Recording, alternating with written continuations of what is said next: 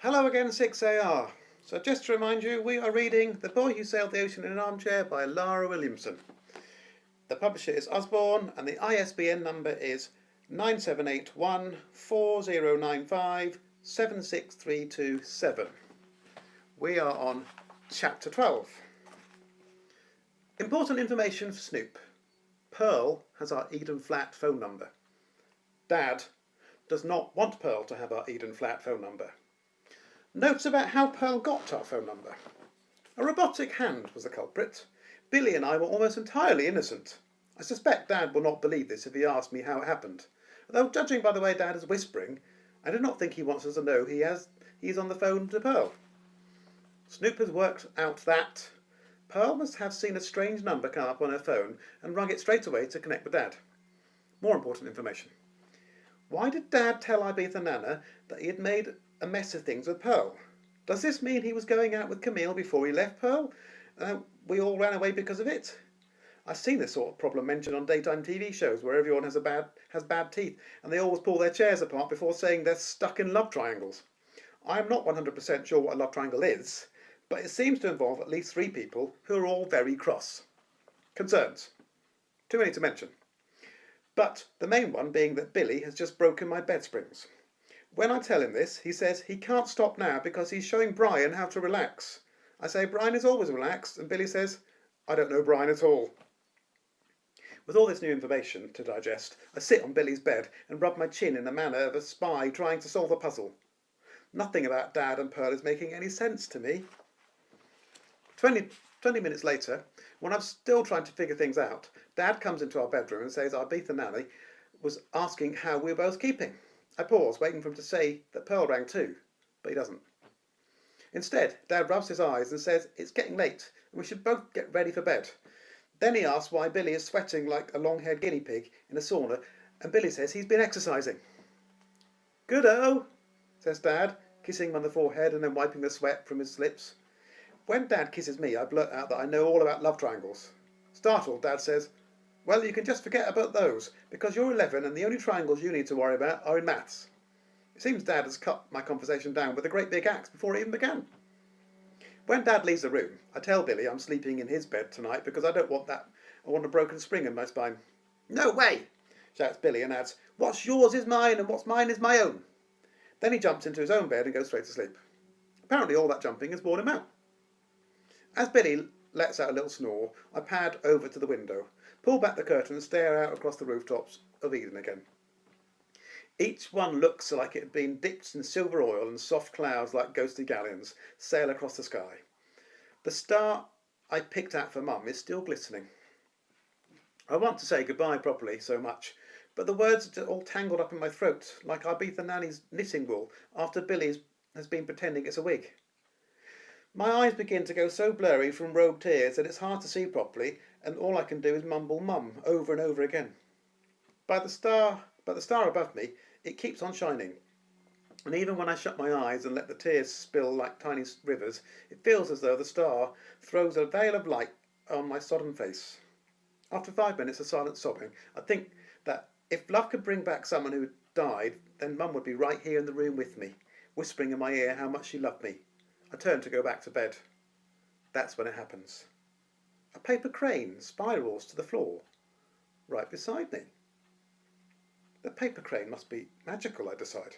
It's definitely not one of my efforts because it's been folded perfectly. It's not the original crane either. That one is still on my desk. Nope. This is like something a magician would do. Abracadabra. Open his hat and pull out one rabbit and then a second identical rabbit would follow. I bring it to school with me on Monday because I can't bear to leave it at home. For ages I stare at it under the table, not stopping even when Mr. Beagle tells us to get out some paper and begin to drawing our garden designs. You've had time to consider it. You've been to a garden centre. Now it's time for action, Mr. Beagle continues. And Beckett, can you stop staring at the crotch of your trousers, please? There's a ripple of laughter as I snap my head upwards and nearly give myself whiplash. When the hysteria dies down, everyone gets out some paper and starts writing and drawing ideas for poop. Nevaeh nudges me with the point of a set square from her next desk, and when I glance up, she holds up a sheet of paper on which she has drawn a load of butterflies. She gives me a thumbs up and points to my bracelet. I give her the thumbs down and point to my bracelet. I lean over and say, bracelets are a girl thing. No way, hisses Nevaeh. Not this one. Boys need good things to happen to them too. That's why you got it on your wrist. She reaches across the desk and tries to grab my hand, only I pull away. Seriously, remember what I said. My sister came back and she was a butterfly, and afterwards I felt really happy and it was an amazing thing. So now I'm spreading that amazing thing about. You just don't believe in good things, maybe because bad things have happened in the past. But mark my words, Beckett Rumsey, I can feel something important is going to happen to you. What happened with your sister, I ask. She came back as a butterfly, I told you, explains Nevaeh. It was as if magic happened when I least expected it. One day a butterfly just landed on me. Oh, I know you'll think there's a logical explanation, but there wasn't. Yes, I do think there's a logical explanation because butterflies land on people sometimes. The thing is, the butterfly stayed on me for ages. When it eventually flew away, I went straight home and looked at butterflies on the computer, and it said they were a symbol of a soul, explains Nevaeh. It made me think about how I'd been sad about my sister for ages, but I felt happy after seeing the butterfly because it was her. It was as if the time was right to move forward. Knuckles turns round and tells Nevaeh something weird happened to him too only a few days ago. This snail flew down from the sky and landed on my head, he hisses. See, says Nevaeh, magic is all round us. I have to bite my cheek really hard not to laugh, but then I figure it's no laughing matter because a strange paper bird did exactly the same to me. Mr. Beagle bellows that the classroom is not the place for chatting and we're to finish up on our poop designs because it's time for lunch. With that the bell harps and I don't know what else Miss Beagle is trying to say because the entire class are vaulting desks to escape. The last thing I hear from our teacher is, Eden Echo! But no one cares. I'm standing by the wall in the playground, near the water fountain to be precise, when Knuckles walks past with a tennis ball in his ham hands. Hey, I say, staring at his wrist, you've got one of Nevaeh's bracelets too. Knuckles throws the ball against the wall and catches it. Quickly I hold up my wrist to prove she's given me one as well. Knuckles stops and shrugs in a so what kind of way. He puts the ball in his pocket. I sort of like it, I mutter, twanging the rubber bracelet like a guitar string. Anyway, who wouldn't want a bit of magic in their life? If you could have a bit of magic happen, what would it be? I reach down and scratch my leg.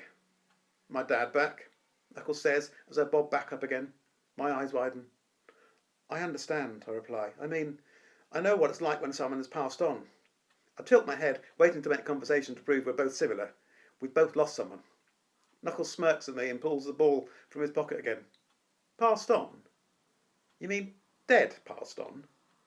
So that's what you meant by a better place. You really don't have a clue about me and my dad.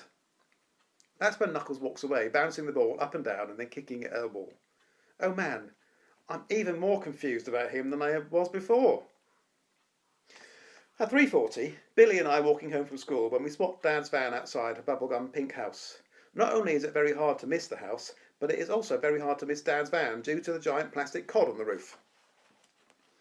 Why is Daddy here, I asked Billy, picking some mud out of his fingernails. He stops and stares up at the house, which is ivy strangling the walls and tiny windows that look like the top of one of Ibith and Annie's lattice pies. I don't know, maybe he's delivering fish, I explain, grimacing. And a second of thought tells me he isn't actually delivering fish because Dad doesn't deliver to houses, only restaurants. I hoist my school bag back up onto my shoulder and stare at the house, as if I half expect it to provide some answers. It doesn't. We could go and knock on the door, Billy offers, to reinforce the idea. He knocks on my head with his knuckles, and then I knock on his, but it sounds hollow. Then we would know why Daddy is in there, says Billy, ducking away from me. What if Dad doesn't want us to know he's here? Billy hasn't thought of that, but I just have. What if this is Camille's house? My eyes widen and the words hula hoop inside my head. What if this is Camille's house? What if we're not supposed to know Dad's here? Before I can say anything more, Billy takes off like a greyhound, dashes through the gate, and then throws himself onto the grass like a spattered octopus. I shout the first thing that comes to my head. Get out of there, you Egypt! Then I shout the second thing that comes to my head. Before you get caught!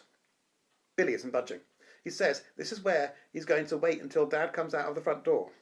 Well, I'm not taking this lying down, even if Billy is. I march right over to him and try and drag him away by the arm. Unfortunately, Billy has managed to pull off the best trick ever, and that is to assume the weight of a baby hippopotamus instead of my baby brother. As I give one final tug on Billy's arm, he yanks me down until I'm sprawled beside him. The door opens. The door closes.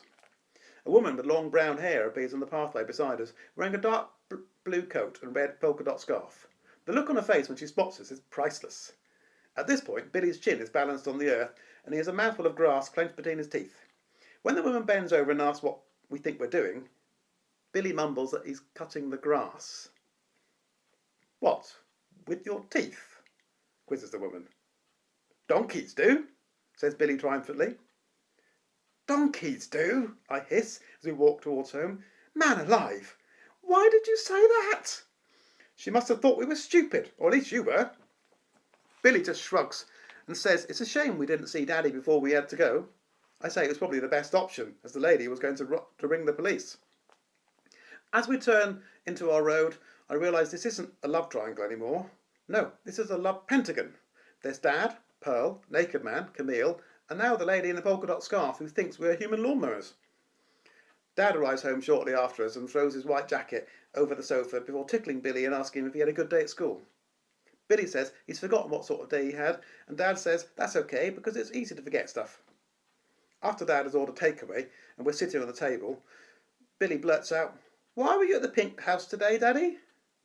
"What pink house?" Dad's head goes red as an embarrassed tomato, and then he changes the subject. Obviously, Dad's right. It's very easy to forget stuff, especially when you don't want anyone else to know what that stuff is. And that's the end of the chapter. Until tomorrow.